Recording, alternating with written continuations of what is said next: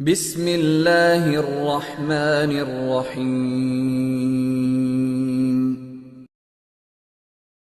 حضرت عبداللہ بن عباس رضی اللہ عنہ فرماتے ہیں کہ حضور اکرم صلی اللہ علیہ وسلم کی ایک نواسی قریب الوفات تھی، نواسی تھی اور انتقال ہو رہا تھا، تو حضور اکرم صلی اللہ علیہ وسلم نے ان کو گود میں اٹھا لیا اور اپنے سامنے رکھ لیا۔ حضرت صلی اللہ علیہ وسلم کے سامنے رکھے ان کی وفات ہو گئی۔ ام ایمن جو نبی کریم صلی اللہ علیہ وسلم کی آزاد کردہ کنیز تھی، وہ چلا کر رونے لگی۔ نبی کریم صلی اللہ علیہ وسلم نے فرمایا کہ کیا اللہ کے نبی کے سامنے بھی اس طرح رونا شروع کر دیا؟ لیکن دوسری طرف خود رسول کریم صلی اللہ علیہ وسلم کے بھی آنسو بہ رہے تھے، تو ام ایمن نے عرض کیا کہ حضور بھی تو رو رہے ہیں۔ حضور اکرم صلی اللہ علیہ وسلم نے فرمایا کہ یہ رونا ممنوع نہیں، یہ اللہ تعالیٰ کی رحمت ہے۔ کسی غم کے واقعے پر اگر آنسو نکل آئے یا بے اختیار رونا آ جائے تو اس کو فرمایا کہ یہ رحمت ہے، یہ نرم دلی کی علامت ہے، اور یہ بھی اس غم کے موقع پر اگر آدمی سے بے اختیار سرزد ہو جائے تو اس پر کوئی مواخذہ نہیں، اس کے اوپر کوئی گرفت نہیں، کوئی گناہ نہیں۔ اس وقت ارشاد فرمایا کہ مومن ہر حال میں خیر ہی میں رہتا ہے، خیر ہی میں رہتا ہے، یعنی اگر کوئی نعمت ملتی ہے تو شکر ادا کرتا ہے، وہ بھی انسان کے لیے خیر ہے، اور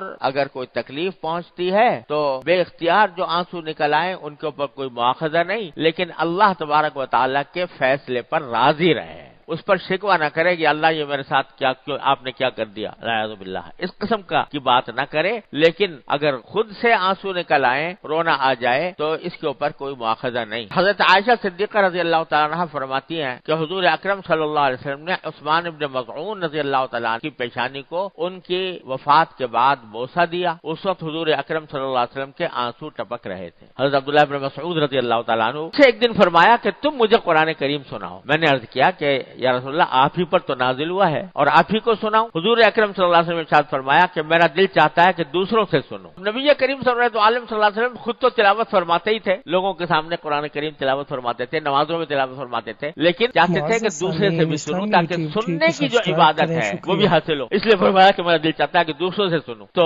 نبی کریم صلی اللہ علیہ وسلم نے جب یہ بات فرمائی تو حضرت عبداللہ بن مسعود فرماتے ہیں کہ میں نے آپ کے حکم کی تعمیل میں سورہ نساء پڑھنی شروع کی، سورہ نساء کی تلاوت کی۔ میں جب اس آیت پر پہنچا فَكَيْفَ إِذَا جِئْنَا مِن كُلِّ أُمَّةٍ بِشَهِيدٍ فَجِئْنَا بِكَ عَلَى هَؤُلَاءِ شَهِيدًا، تو میں نے رسول اکرم صلی اللہ علیہ وسلم کے چہرے مبارک کی طرف دیکھا کہ دونوں آنکھیں گریہ کی وجہ سے بہہ رہی تھیں۔ تو فرمایا کہ جب میں اس آیت پر پہنچا کہ اللہ تعالیٰ اس میں فرما رہے تھے کہ اس وقت کیا حال ہوگا جبکہ ساری امتیں کے کوئی نہ کوئی گواہ موجود ہوں گے، اور ہم آپ کو بھی گواہ بنا کر لائیں گے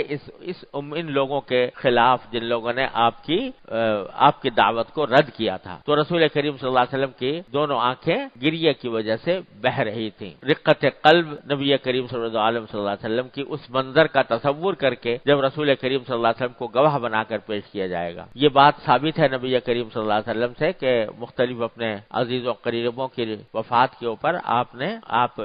کے آنسو بھی بہے ہیں، اور جب آپ سے پوچھا گیا کہ آپ کے آنسو کیوں بہ رہے ہیں تو آپ نے فرمایا یہ رحمت ہے جو اللہ تبارک و تعالی نے اپنے بندوں کے اندر پیدا کی ہے۔ جانے والے کا ایک حق یہ بھی ہے کہ اس کے جانے کے اوپر کچھ صدمے کا اظہار کیا جائے، صدمے کا اظہار کرنا بھی جانے والے کا ایک حق ہے، بشرطے کہ حدود میں ہو، اس میں گریبان چاک کرنا، ماتم کرنا یہ چیزیں نہ ہوں، اور اللہ تعالیٰ کی تقدیر کا شکوہ نہ ہو، تو پھر یہ رونا بھی اللہ تبارک و تعالیٰ کے